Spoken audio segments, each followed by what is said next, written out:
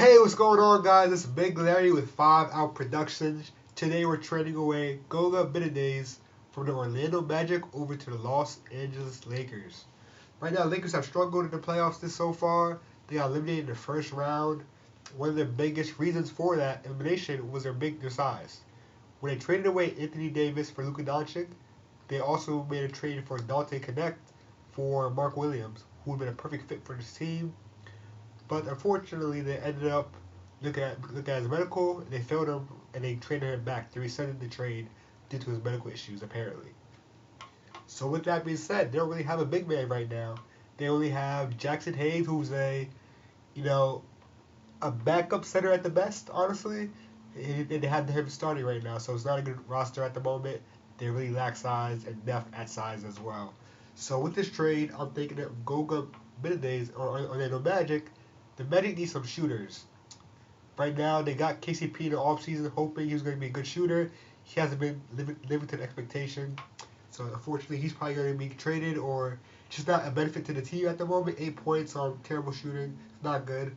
Goga Days, they have 3 centers right now. They have Moritz Wagner, Mo Wagner, Wendell Carter Jr., and Goga.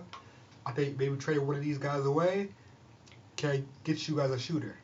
So with this trade, I'm thinking of right now, I'm thinking about moving Goga to the Lakers, right?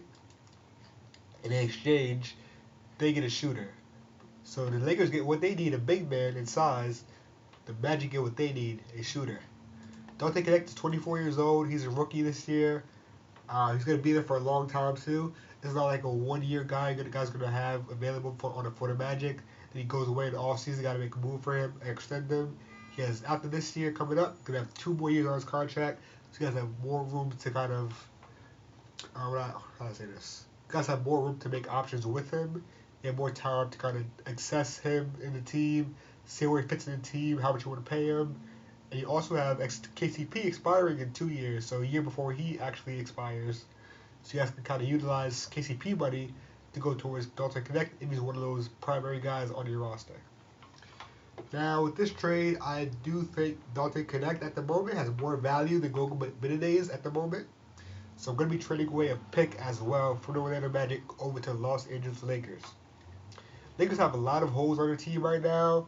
Some defensive holes, size as well. So I don't think they should go outright and trade Dante Connect and all their draft capital for a big man. Not sure if that's the best move at the moment in the offseason. That would be more so for like a trade deadline coming February, coming in 2026. That's where I would predict a big man, like all-star big man, to make a move to this team. But at the moment, I think you just need to get some size on your roster.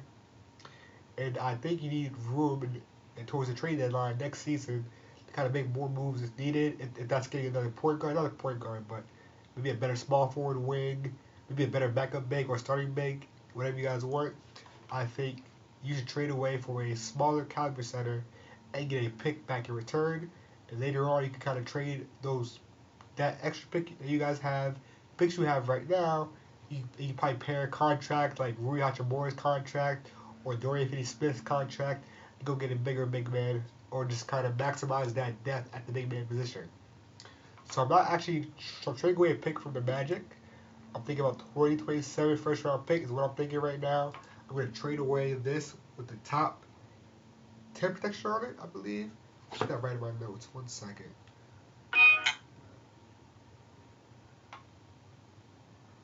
Yep, top 10 protected. So that's what I'm trading away right now to the Lakers. And that's what I think is enough for this team. So with this move, the Lakers will get a big man. Not the best big man in the world, but they do have some size better than Jackson Hayes, what they had earlier. They also get draft capital on top of that, so now they have more assets in the future by the trade deadline to make a bigger move.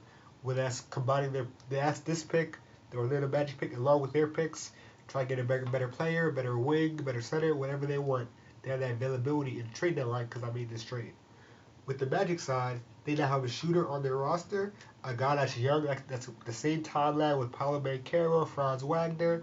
He's also on a 3-year deal, so they have 3 years before they have to make a move. Until they extend him for more money, let go of him, trade him, whatever. This also aligns perfectly with KCP because when KCP expires in 2 years, they'll have this money to play around with and give Dalton Connect instead to keep him on the roster. Another thing I want to hit that for the Lakers. So yeah, I do think they need to get another one of those 3-and-D guys, one of the elite 3D guys in the league right now. I'm not sure if Rui Hachimura is that guy for them at the moment. Either Dorian Finney-Smith. Like they do need to kind of get a better 3-and-D guy for his team to be better, like OG Anunoby, for example. That's probably not gonna be possible because the Knicks kind of need him at the moment. But Rui Hachimura, $18 million is an expiring contract, especially expiring. That's a very, very friendly contract. A lot of teams will kind of trade away for his talent on top of that contract because if they don't want him, they can kind of get rid of him in the offseason next offseason. And they also get draft capital from the Lakers, which could be good, could be bad. It kind of depends on LeBron. I don't know if LeBron's gonna stay in the Lakers, which probably not the best move for the Lakers, honestly, just because they don't really have too much young assets or draft capital. So maybe trading away LeBron's probably the best ideal situation. So they kind of get some assets in return and build around Luka for the future. But Luka on the teams is going to be a good team regardless. The picks in the future are going to be a little less valuable now before the Luka Doncic trade, honestly. Because AD and LeBron are kind of older. Those picks in the future, they're probably not going to be on the team anymore. They would have been pretty good, solid picks. But now Luka Doncic here, those picks kind of lose value because he's expected to kind of be that superstar player in the future, even better than what he is now. He hasn't hit that prime for 28 years yet. Prime age 28 yet. That's like the prime. It's a consensus in the NBA right now. 28, hit your prime. He's not there yet.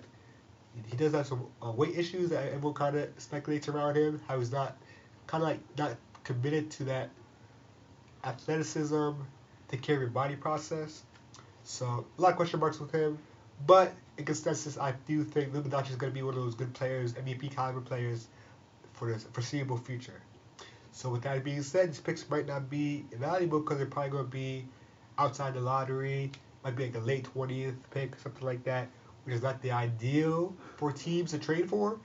Kind of lowers that value, but still, a pick is a pick. A first-round pick is a first-round pick, and you can still maximize that pick if you do it right. If you have the right scouts, things of that nature, and got to grab the right fit for your team. Early betting side, I think he's gonna be a perfect fit for Franz and Jalen Suggs. They kind of just need a shooter right now. That's really what they need. They have some scoring, they have some defense. It's shooting that's their big issue at the moment. And they have a lot of draft capital to kind of make another move as well. More second-round picks than first-round picks, but they do have some draft capital. They can probably make a move for a better big man too. Oh, another thing I want to mention that they also lose money out on this deal. They were above his first apron before this trade. Now they are below it by $900K because Goga Menez makes $4 million more than Dalton Connect. They would kind of minimize money on their end and able to save that money. So now they can make some off-season moves with signing a new player, things of that nature. But yeah, that's my trade. Goga to the Lakers and Dalton Connect to the Magic. Hope you guys enjoyed, and let me know your thoughts in the comments. Thank you.